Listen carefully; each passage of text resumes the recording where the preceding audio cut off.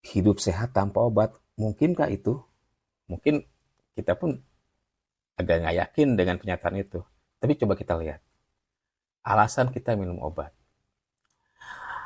Banyak obat yang kita minum dengan alasan adalah untuk menyembuhkan keluhan penyakit. Ada juga yang digunakan untuk mencegah jangan sampai sakit.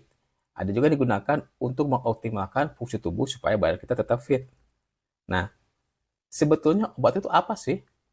Obat adalah bahan-bahan yang digunakan untuk bisa mempengaruhi atau menyelidiki sistem fisiologi atau keadaan patologi dalam tubuh kita.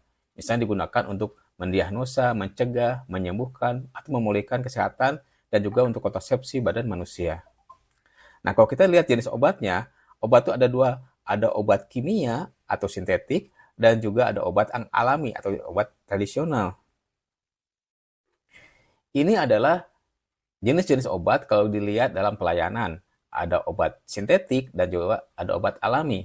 Obat sintetik ini terbagi atas obat generik dan obat dagang atau obat paten.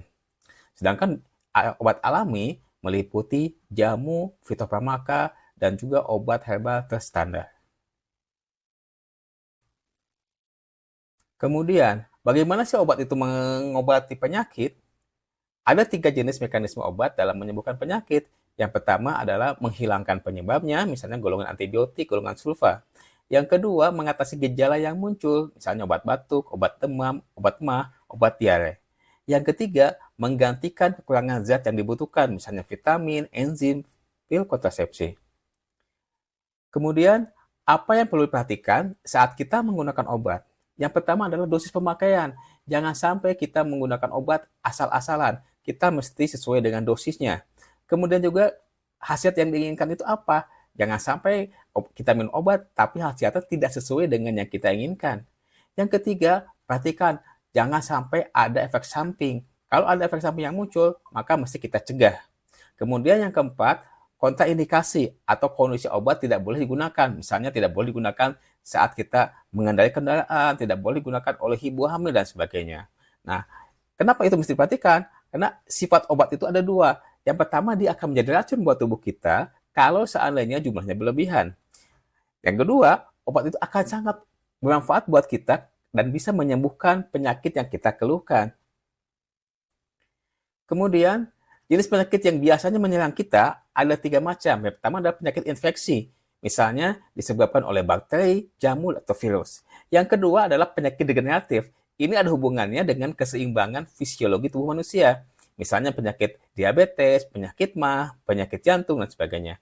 Yang ketiga adanya abnormalitas anatomi tubuh, misalnya terjadi perubahan pertumbuhan jaringan atau fisiologi, atau kita misalkan kayak tumor, kanker, dan sebagainya. Apakah yang semua keluhan di atas itu bisa diatasi dengan obat? Mesti diatasi dengan obat. Ini mungkin yang perlu kita perhatikan. Kalau obat, kita mesti minum obat, misalnya golongan antibiotik, itu mesti emang dibutuhkan untuk mengatasi infeksi, karena infeksi tidak bisa diatasi dengan obat biasa, dia butuh antibiotik. Yang kedua, kalau seandainya kita minum obat, kita pun mesti sesuai dengan dosisnya. Disiplin menggunakannya, jangan asal-asalan. Supaya apa? Supaya obatnya efektif digunakan. Yang ketiga, yang perlu diperhatikan juga adalah dalam tubuh kita itu mempunyai sistem imun. Sistem imun itu mesti kita jaga supaya dia tetap efektif dalam hal mengobati, melawan kuman yang masuk ke tubuh kita. Nah, kalau sistem imunnya tidak kita jaga, bisa-bisa kita malah jadi gampang sakit. Untuk itu, bagaimana kita mendapatkan kesehatan? Ini ada 4 hal penting. Yang pertama adalah perbaiki pola makan kita. Jangan makan berlebihan, jangan makan terlalu banyak, jangan makan terlalu pedas dan sebagainya. Kemudian istirahat yang cukup. Jangan begadang, jangan kecapean, karena badan pun punya hak untuk mendapatkan masa-masa istirahat.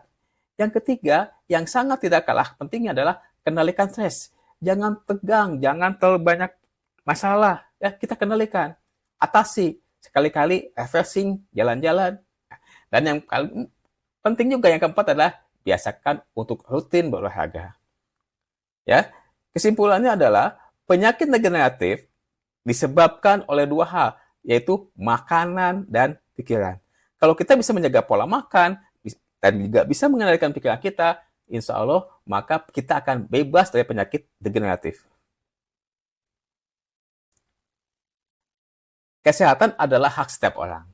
Menjaga kesehatan merupakan salah satu bentuk syukur kepada Allah. Untuk itu, mari kita sama-sama peduli dengan kesehatan badan kita sendiri.